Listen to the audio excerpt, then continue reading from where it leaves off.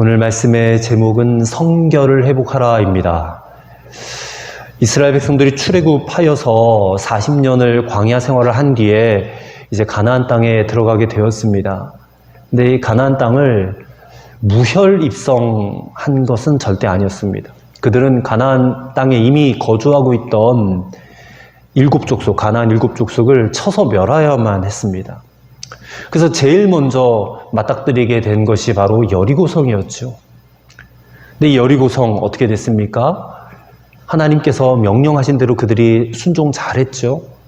그래서 정말 큰 사상자 없이 이 난공불락의 요새와 같은 여리고성을 무너뜨렸습니다. 여리고성이 무너질 때에 이스라엘 백성들은 이 하나님의 명령에 순종을 했는데 그 명령은 그들의 상식에 따르면 도저히 이해가 되지 않는 그런 명령이었죠. 한번 잘 생각해 보세요. 6일 동안은 하루에 한 바퀴씩 여리고성을 돌아야 돼요. 침묵하면서. 소리를 내서는 안 됩니다. 그리고 7번째 날, 7일째에는 7바퀴를 돌아야 돼요. 그리고 다 돈 다음에는 제사장들은 나팔을 불어요. 그리고 백성들은 큰 소리로 함성을 지르라 그랬습니다. 그렇게 하면 여리고성이 무너지리라 했거든요. 무슨 강강술래 하는 것도 아니고 손에 손을 잡고 이렇게 뱅뱅 돌고 소리만 질렀는데도 이 여리고성이 와르르 무너졌단 말입니다. 여기서 중요한 것은 그들은 이 하나님의 명령을 들었다는 것이고, 그리고 그 하나님의 명령에 자신의 의견을 더하거나 빼거나 그렇게 하지 않았고 그대로 정확하게 지켰다는 것이 중요하다는 것입니다. 그래서 큰 승리를 경험한 것이죠. 그렇게 여리고성에서의 큰 승리를 경험한 다음에 이제 7장, 여호수아 7장에 넘어왔는데 오늘 본문 7장 1절 말씀에 나와 있진 않지만 본래 히브리어 원문에 보면 첫 문장이 그러나로 시작이 돼요. 그러나. 여리고성을 무너뜨린 이스라엘 백성들은 승리의 기쁨에 도취되어 있었는데, 그래서 여호수아와 그 이스라엘 백성들의 명성이 온 땅에 퍼졌어요. 자자해졌어요. 두려워 떨었습니다. 근데 6장에서 7장으로 넘어가는 본문의 첫 마디가 그러나, 그러니까 뭔가 잘못되어 가고 있다는 것이죠. 그렇다면 도대체 뭐가 잘못되어 가고 있었을까요? 여리고성을 정복한 다음에 이스라엘 백성들은 이제 아이성을 정복하려고 했습니다. 근데 놀랍게도 이 아이성에서 생각지도 않은 그런 패배를 경험하게 되었다는 것이죠. 아이성은 여리고성에 비하면 너무나도 작고 약하고 보잘것없는 그런 성이었다고 합니다. 근데 뜻밖의 이 아이성 전투에서 백성들은 참담한 패배를 경험할 수밖에 없었어요. 여러분, 성경을 읽어보면 어떤 성공과 어떤 실패가 있을 때 그 성공과 실패는 반드시 원인이 있습니다. 원인이 없는 성공과 실패는 없다는 것이죠. 그래서 아이성 전투의 이 실패에도 분명한 원인이 있음을 오늘 본문은 우리에게 말씀하고 있는 것입니다. 그 원인을 깨달으라는 것이죠. 우리가 성경을 쭉 읽어나가면서 접하게 되는 여러 사건들 가운데 잘되고 승리한 사건들도 귀하죠. 다윗이 골리앗을 때려잡고 막 홍해를 건너고 바로의 군사가 홍해로 다 진멸되고 이런 승리하는 사건들을 보면서도 우리가 깨닫는 그런 교훈들이 있겠지만, 오늘 본문처럼 잘 안 되고 또 실패한 사건들을 통해서도 우리가 얻게 되는 그런 귀한 교훈이 있습니다. 사실 어떻게 보면 더 큰 유익이 있어요. 그래서 성경의 인물들이 또 성경에 나온 사건들 가운데 잘 안 된 것, 실패한 것, 또 진 것, 무너진 것, 이런 사건들을 통해서도 우리는 큰 깨달음을 얻을 수 있게 된다는 것이죠. 그래서 오늘은 아이성 전투 패배의 이 원인에 대해서 우리가 깨닫고 또 이 말씀을 통하여 주시는 주님의 교훈을 얻고자 합니다. 그리고 그들의 실패를 우리가 거울 삼아서 우리가 살아가는 인생의 여러 가지 성공과 실패 가운데에서도 하나님 앞에 우리가 어떻게 살아가야 될지를 생각해 보는 그런 시간이 되시기를 간절히 바랍니다. 자, 첫째로 아간의 탐욕을 경계해야 된다는 것입니다. 자, 오늘 본문 1절에 보면 아이성 전투의 실패 원인을 한마디로 이렇게 말하는 거예요. 자, 1절입니다. 이스라엘 자손들이 온전히 바친 물건으로 말미암아 범죄하였으니 이는 유다 지파 세라의 증손 삽디의 손자 갈미의 아들 아간이 온전히 바친 물건을 가졌음이라 여호와께서 이스라엘 자손들에게 진노하시니라 했습니다. 자, 요 말씀에 보면 온전히 바친 물건을 가지고 범죄하였다라고 말씀하고 있습니다. 온전히 바친 물건이 무엇일까? 여호수아 6장 18절 19절의 말씀을 한번 보십시오. 바로 앞장에 있으니까요. 6장 18절 19절에 보시면 하나님께서 여호수아에게 분명히 경고한 말씀이 있습니다. 너희는 온전히 바치고 그 바친 것 중에서 어떤 것이든지 취하여 너희가 이스라엘 진영으로 바치는 것이 되게 하여 고통을 당하게 되지 아니하도록 오직 너희는 그 바친 물건에 손대지 말라. 은, 금과 동철 기구들은 다 여호와께 구별될 것이니 그것을 여호와의 곳간에 드릴지니라 하니라 했습니다. 여기서 온전히 바친 물건이라는 이 말이 히브리 말로 헤렘이라고 합니다. 헤렘. 이 헤렘이라는 말은 두 가지의 의미를 가지고 있는데 하나는 완전히 멸하기로 정해진 것이라는 의미가 있고 또 하나는 완전히 하나님께 바쳐지기로 정하여진 것이라는 의미가 있습니다. 즉 이스라엘이 전쟁에서 승리해가지고 전리품을 취하게 될 때 이 전리품은 하나도 손을 대지 말고 하나님께 완전히 바치거나 아니면 완전히 멸하거나 해야 된다는 그런 뜻입니다. 그게 헤렘이라는 뜻이에요. 헤렘. 온전히 바치거나 완전히 멸해야 될 그 이유가 무엇인가? 하나님은 이 부분에 대해서는 철저하게 이스라엘이 구별되기를 원하셨다는 거예요. 이방인과의 전쟁에서 얻은 전리품은 사실 그 전리품 자체가 이방인의 죄악을 의미하는 것들입니다. 죄악. 그래서 그들의 죄와 이 이스라엘 백성들, 하나님의 백성들이 섞이는 것을 원치 않으셨다는 거예요. 구별되기를 원하셨다는 거예요. 그래서 철저하게 분리가 돼야 되는데 백성들 가운데 한 사람인 아간이라는 사람이 그 마음에 탐심이 들어왔어요. 탐욕이 들어와가지고 그 중에 일부를 자신의 소유로 감춰두었다는 것입니다. 하나님의 것을 완전히 바쳐지기로 멸하여지기로 작정되어진 것을 자기가 가졌다는 것이에요. 그래서 하나님의 뜻을 어그러지게 만들었다는 것입니다. 자, 아간이 탐내었던 물건들이 무엇인지 21절의 말씀을 보실래요? 7장 21절입니다. 내가 노력한 물건 중에 시날산의 아름다운 외투 한 벌과 은 200세겔과 그 무게가 50세겔 되는 금덩이 하나를 보고 탐내어 가졌나이다. 보소서 이제 그 물건들을 내 장막 가운데 땅속에 감추어 두는데 은은 그 밑에 있나이다 하더라 했습니다. 자, 은과 금, 은금은 뭐 동서고금을 막론하고 사람들의 그 욕심을 자극하는 그런 원초적인 물건들 아닙니까? 또 시날산 외투 한 벌 그랬는데 이 시날산 외투는 유대 랍비의 전승에 의하면 그 시날 땅에서 생산되어지는 외투가 자주색 그 빛깔을 띤 아주 고급진 옷들이었대요. 그래서 왕들이나 귀족들이나 입던 그런 옷이었대요. 굉장히 고가의 옷. 아간이 그 전리품들을 보면서 그 화려함에 그냥 자신의 마음이 홀딱 뺏겨버린 거예요. 그 화려함에 도취되어 버린 거예요. 그래서 그 마음 속에 내가 저것을 가져야 되겠다라고 하는 탐심이 올라온 것입니다. 그래서 하나님의 명령, 하나님의 말씀은 싹 다 잊어버리고 그것을 취하는 죄를 짓고 말았다는 것이죠. 여러분, 탐심과 탐욕이 얼마나 무서운지 모릅니다. 다시 창세기 3장으로 돌아가야 돼요. 아담과 하와가 에덴 동산에서 선악을 알게 하는 나무 열매는 평소에는 관심도 없었어요.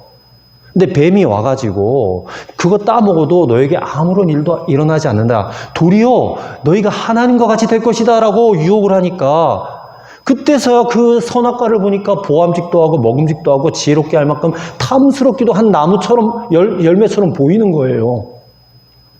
그러니 그것을 따먹지 않을 수가 없게 된 겁니다.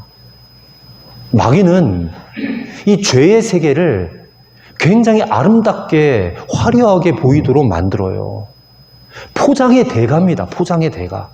사실은 정말로 불결하고 지저분하고 정말로 건드리고 싶지 않은 그런 것들인데 그를 잘 포장해가지고 너무나 아름답게 그것을 마치 가지고 싶고 취하고 싶게 만드는데 아주 능수능란한 자예요, 마귀가. 그렇게 오늘도 사람들을 유혹하고 있습니다. 그리스도인들을 유혹하고 있어요. 그래서 그 탐심과 탐욕이 한번 마음에 들어오면 완전히 마음이 마귀에게 빼앗겨버려요. 마귀의 지배를 당하게 돼요. 그리스도인들 가운데 그렇게 마귀에게 마음을 빼앗겨서 마귀의 종로를 타고 있는 이들이 한둘이 아닙니다. 그래서 옳은 판단을 하지 못하게 만들어요. 성경 말씀은 다 아는데 그 말씀이 하나도 생각이 안 나요. 까마득하게 잊어버리게 만들어요. 그 말씀이 별거 아닌 것처럼 여겨지게 만들어요. 너무나도 엄중하고 엄위한 말씀인데 반드시 지키고 생명 걸고 목숨 걸고 지켜야 될 말씀인데 그 말씀 한 번, 두 번쯤 어겨도 뭐 괜찮겠지 이런 생각에 빠져들게 만들고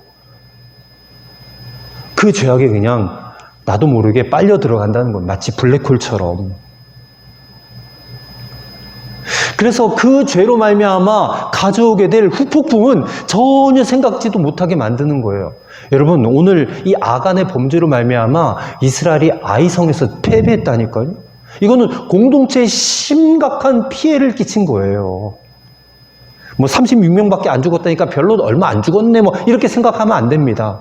이 36명이 죽은 결과로 인해서 이스라엘 백성들의 마음이 녹아 물같이 되었다고 그랬지 않습니까? 완전히 전투의 의욕을 상실해 버렸어요. 지금 가나안 땅을 정복해야 되는데 아이성에서 36명 죽었다고 지금 완전히 전투해야 될 그 의욕이 상실되어서 가나안 땅을 정복하지 못하겠는다니까요.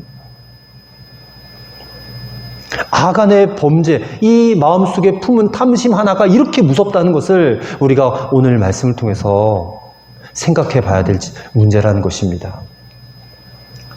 요즘에 새벽에 묵상하는 사도행전 말씀에 5장 말씀에 보면 아나니아와 삽비라 이야기가 나옵니다. 여러분도 그 말씀 다 읽어보셨을 것이고 또 제가 보내드린 문자도 보셨을 거예요. 근데 그들이 망한 이야기잖아요. 잘 안 된 이야기잖아요, 그것도. 그 이야기 속에서도 우리는 큰 교훈을 깨달아야 됩니다. 그들이 소유를 팔아서 사도들 발 앞에 가져오게 된 그 마음속의 동기가 여러분 무엇인지 아십니까? 그게 무슨 말씀의 큰 은혜를 받았기 때문에 가져온 것이 아니에요. 그들이 그렇게 재산을 팔아서 가져오게 된 동기는 바나바 때문입니다, 바나바. 왜냐하면 바나바가 먼저 자신의 재산을 다 팔아서 가져왔기 때문에 그래요. 그래서 사도들에게 칭찬받고 온 예루살렘 교인들에게 칭찬을 받으니까 그게 부러웠던 거예요. 그게 시기심으로 올라온 겁니다. 그래서 자기들도 땅을 팔아서 바치려고 하다 보니까 이게 또 아까운 마음이 든 거예요. 그래서 어떻게 합니까? 그들이 땅을 판 값 중에 일부를 감추고 일부만 가져와요. 근데 성경에 보니까 그 일부를 감추었다라는 말의 그 헬라어가요, 횡령하다라는 의미가 있어요. 착복하다라는 의미가 있어요. 일부를 감추었다. 아니, 자기 돈이고 자기 재산인데 그거를 감추었다고 그게 횡령이고 그게 착복입니까? 자기 건데? 근데 왜 성경이 횡령하다, 착복하다라는 단어를 거기다 썼냐면 이미 그들이 그 전에 사도들에게 약속을 한 거예요. 우리가 다 팔아서 다 가져오겠습니다라고 약속이 먼저 있었다는 것을 알려주는 거예요. 차라리 약속이나 하지 말았으면 그런 일이 벌어지지도 않았을 텐데 약속했는데 다 안 가져오고 일부만 가져오니까 그게 착복한 것이 된 것입니다. 횡령이 된 거예요. 그래서 베드로가 아나니아와 삽비라에게 그렇게 말하지 않습니까? 내 마음에 사탄이 가득하다. 아니, 자기 건데, 자기 돈인데 그 사탄이 가득하다는 것은 무엇을 말하는 것입니까? 탐심, 탐욕, 시기심, 또 거짓, 이런 것들이 가득하다라고 지적하는 거예요. 이 탐욕과 탐심 때문에 굳이 하지 않아도 될 그런 거짓말을 하고 그 거짓말을 하나님께 하다가 그냥 죽게 되고 말았다는 것이에요. 여러분, 그 사건과 오늘 이 사건을 한번 연결시켜서 생각해 보세요. 하나님께서 이 사건들을 통해서 우리에게 무엇을 말씀하고자 하시는 건가? 하나님의 백성들에게 가장 중요한 것을 놓치고 있다는 것이에요. 하나님의 백성들에게 가장 중요한 것이 뭔지 아십니까? 하나님과 바른 관계 안에 있는 거예요. 그것은 바로 하나님 백성들의 거룩함입니다. 거룩함이에요. 이것은 초대교회가 시작할 때부터 이 탐욕과 탐심으로 첫 단추가 잘못 끼워지면 안 되었기 때문에 그런 일이 발생한 것이고, 오늘 본문의 아간의 사건 또한 이들이 가나안 땅을 이제 들어가기 첫 발걸음을 내디딘 것 아닙니까? 이제 하나님의 백성으로 하나님의 땅에서 처음 이제 시작하는 건데, 아간이 범죄한 것, 첫 단추부터 잘못 끼면 안 된다는 거예요. 그래서 지금 이런 사건이 벌어지게 되는 것입니다. 근데 하나님은 이 사건을 그냥 아간 한 사람의 문제로만 보지 않았어요. 이스라엘 전체의 범죄로 보았어요. 한 사람의 죄가 공동체 전체에 엄청난 영향력을 끼친다는 것을 우리가 알게 돼요. 그래서 오늘 본문 1절과 11절에 보면 공히 이스라엘이 범죄했다라고 그래요. 아간 한 사람이 범죄했는데 이스라엘이 범죄했다고 그래요. 왜 아간 한 사람의 죄를 이스라엘 전체 책임으로 하나님 묻고 계실까요? 이것은 대표성의 원리이기 때문에 그래요. 여러분, 축구 경기 보면, 특별히 한일전 보면, 요즘에 우리나라가 일본에게 되게 못해서 막 3대0으로 계속 지고 있는데, 그때 우리가 뭐라고 말합니까? 우리나라가 졌어, 그러지 않습니까? 실제 경기에 뛴 사람은 그 축구 선수들인데, 국가대표들인데, 그들이 졌는데, 우리가 말하기는 그들이 진 게 아니라 우리나라가 졌다 그러지 않습니까? 그래서 막 일본한테 지면 속이 상하지 않아요? 근데 이게 지금 대표성의 원리를 말하고자 하는 겁니다. 대표성의 원리는 영적인 세계에서 굉장히 중요한 것입니다. 한 사람의 범죄로 말미암아 다 죽을 수 있다는 거예요. 또 한 사람의 순종으로 말미암아 다 살아날 수도 있어요. 대표성의 원리입니다. 그러니까 영적인 세계에서는 한 사람이 너무너무 중요해요. 아간이라고 하는 한 사람의 범죄는 이스라엘 전체에 대한 하나님의 진노를 사게 했어요. 그리고 오늘날 나 한 사람의 범죄로 인해서 우리 가정과 우리 교회 공동체가 무너질 수도 있다는 것을 경계하셔야 된다, 그 말입니다.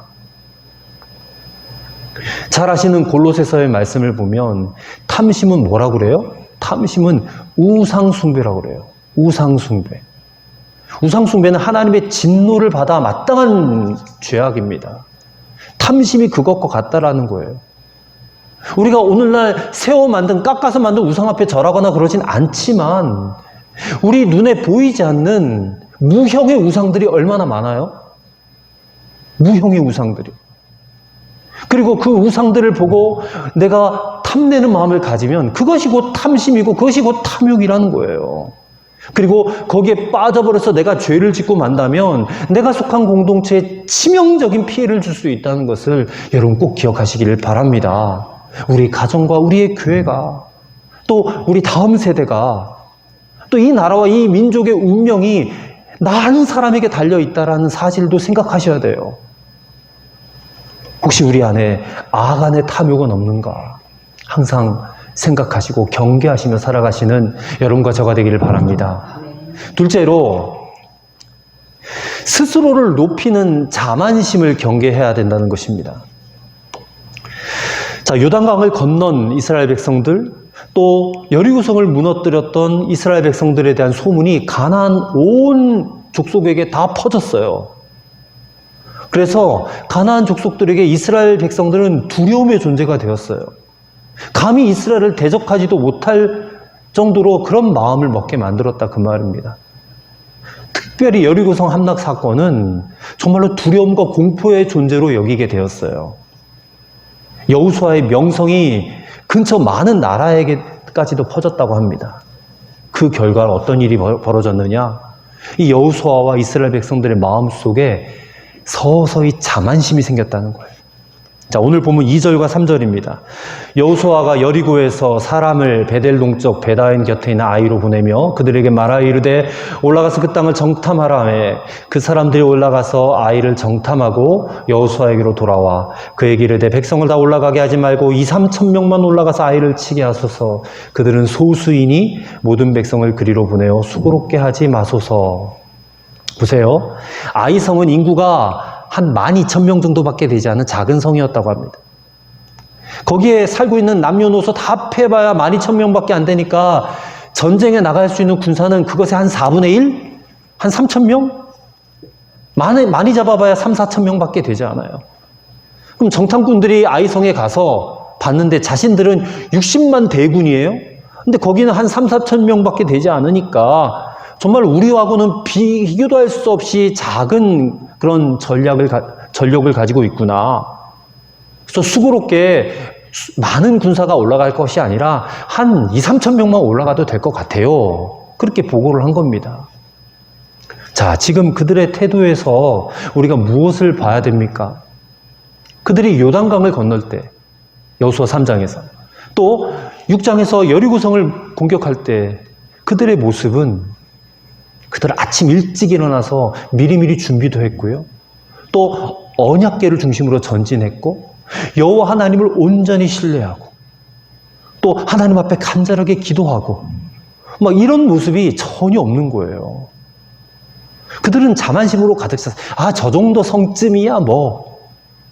우리가 난공불락에 여리고성도 무너뜨렸는데 이까지 아이성쯤이야. 이런 마음이 있는 거예요. 지금 스스로를 대단히 높이고 있는 거예요. 여러분, 질문해 보겠습니다. 누가 여리고성을 무너뜨리셨습니까? 그들의 무기로? 그들의 능력으로 무너뜨렸습니까? 아니지요. 하나님께서 무너뜨리신 거잖아요. 근데 그들은 지금 자신들을 높이면서 착각하는 거예요. 우리가 대단한 존재야. 아무도 우리를 넘어뜨릴 수 없어. 아이성의 실패는 하나님을 의지하기보다 자기 자신을 의지하고 자만하였기 때문임을 분명히 오늘 말씀은 고발하고 있는 겁니다. 고린도전서 10장 12절 말씀에 그런즉 선줄로 생각하는 자는 넘어질까 조심하라고 그랬습니다. 섰다 하면 넘어져요. 반드시 넘어져요. 여러분, 가졌다 하면 넘어진다는 것입니다. 능력이 내가 좀 있다 그러면 넘어져요. 지혜가 좀 있다 그러면 넘어져요. 내가 똑똑하다 하면 넘어진단 말입니다. 우리가 다 경험해보지 않으셨어요? 우리 안에 자만한 마음, 교만한 마음이 전혀 안 들어왔습니까? 언제든지 들어오잖아요. 근데 그런 마음으로 뭔가 하면 반드시 넘어졌단 말입니다. 근데 우리가 깨닫지 못해요. 성경 말씀대로 되는데. 잠언은 또 뭐라고 합니까? 교만은 패망의 선봉이요 넘어짐의 앞잡이라 그랬잖아요. 여러분, 우리가 성공을 체험했을 때 특별히 조심해야 돼요. 일이 잘 풀리고 있을 때 조심해야 됩니다. 경계해야 됩니다. 내가 그것 때문에 내가 손대어 하는 일은 안 되는 일이 없어. 스스로 막 높이고 자만하는 마음이 들어오게 되어 있어요. 그때를 조심해야 된다는 것입니다. 늘 승리 이유를 조심해야 되고 응답 이유를 조심해야 되고 확장 이유를 조심해야 된다는 것이에요.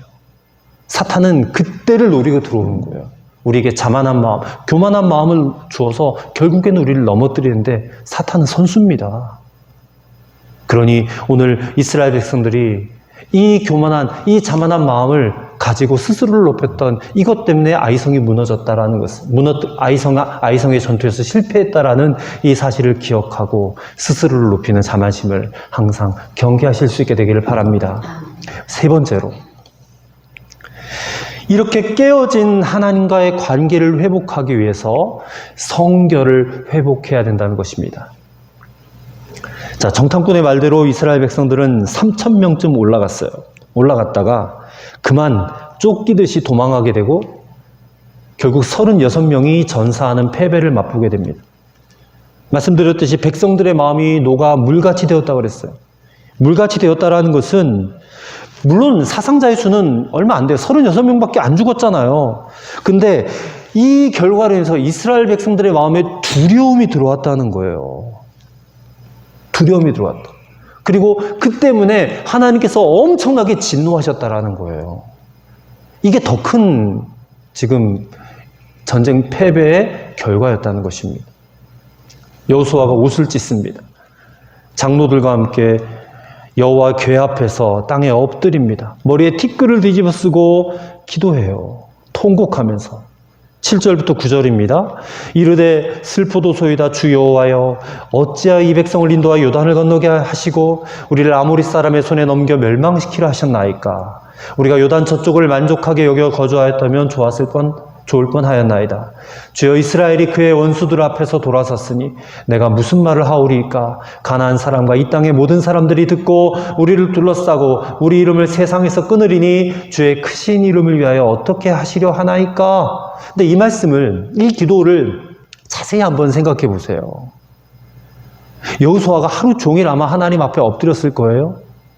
근데 자신들에게 일어난 이 잘못된 문제들만 지금 이야기할 뿐이지 진정 이렇게 되었던 원인이 무엇인지를 알려고 하진 않았다는 거예요. 하나님 왜 이렇게 되었습니까? 이것이 이렇게 될 수밖에 없었던 원인이 무엇입니까? 가르쳐 주십시오. 이렇게 기도했어야 되는데 왜 이렇게 실패했는지에 대한 이유는 묻지 않았다는 말이에요. 그래서 하나님이 문제의 핵심을 지적하고 계세요. 11절입니다. 이스라엘이 범죄하여 내가 그들에게 명령한 나의 언약을 어겼으며 또한 그들이 온전히 바친 물건을 가져가고 도둑질하며 속이고 그것을 그들의 물건들 가운데 두었느니라. 보세요. 이스라엘이 범죄하여 하나님의 언약을 어겼다는 거예요. 분명히 약속했거든요. 온전히 바친 물건은 절대로 취하면 안 돼요. 하나님의 창고에 들이든 완전히 멸하든. 이 하나님의 언약을 깨트렸다는 거예요. 어겼다라는 거예요. 그것은 하나님과의 관계가 깨어졌다라는 것입니다. 그럼 하나님 왜 이 말씀을 하세요? 관계가 깨어졌다. 그러니 빨리 관계를 회복해야 돼. 이런 말 아닙니까? 관계가 깨어졌으니까 이제 남남이에요? 이제 뒤돌아서 각자 갈 길 가는 겁니까? 그게 아니라 관계가 깨어졌으니까 이 관계를 빨리 회복하기 위해서 너희가 노력해야 돼. 그 얘기예요. 그래서 곧바로 12절 13절에 이렇게 명령하십니다. 12절 13절입니다. 그러므로 이스라엘 자손들이 그들의 원수 앞에 능히 맞서지 못하고 그 앞에서 돌아섰나니 이는 그들도 온전히 바친 것이 됨이라. 그 온전히 바친 물건을 너희 중에서 멸하지 아니하면 내가 다시는 너희와 함께 있지 아니하리라. 너는 일어나서 백성을 거룩하게 하여 이르기를 너희는 내일을 위하여 스스로 거룩하게 하라. 이스라엘의 하나님 여호와의 말씀에 이스라엘아 너희 가운데 온전히 바친 물건이 있나니 너희가 그 온전히 바친 물건을 너희 가운데에서 제하기까지는 내 원수들 앞에 능히 맞서지 못하리라. 중요한 말씀은 13절의 말씀처럼 스스로 거룩하게 하라 이 말씀입니다. 스스로 거룩하게 하라. 어떻게 하면 스스로 거룩하게 할 수 있어요?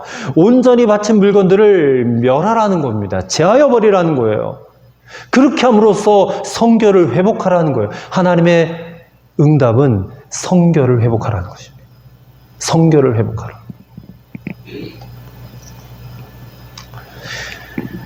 하늘을 날던 독수리가 갑자기 땅에 떨어졌어요. 지나가던 사람이 살펴보니까 무슨 총이나 화살에 맞은 것이 아니었습니다. 이 독수리의 두 발을 벌려보니까 족제비 한 마리가 그 가슴팍에 딱 붙어 있는 거예요. 거기서 이 독수리의 심장을 갉아먹고 있어요. 무슨 일이 벌어졌는가? 먹이를 찾던 독수리가 땅에 있던 족제비가 있길래 확 낚아쳐서 가슴에 안고 공중에 떠올랐어요. 근데 족제비가 이 독수리의 심장을 찢어놓은 것입니다. 근데 오늘날 많은 성도들이 이 독수리처럼 갑자기 곤두박질 쳐요. 그 원인이 무엇입니까? 그 심장을 갉아먹는 죄악. 그 죄악된 습관과 그 죄악된 생각을 여전히 끌어안고 있기 때문에 그래요. 그것이 우리의 심장을 갉아먹고 있는지도 몰라요. 여러분, 오늘 우리가 사는 이 시대는 죄악이 관영한 시대입니다.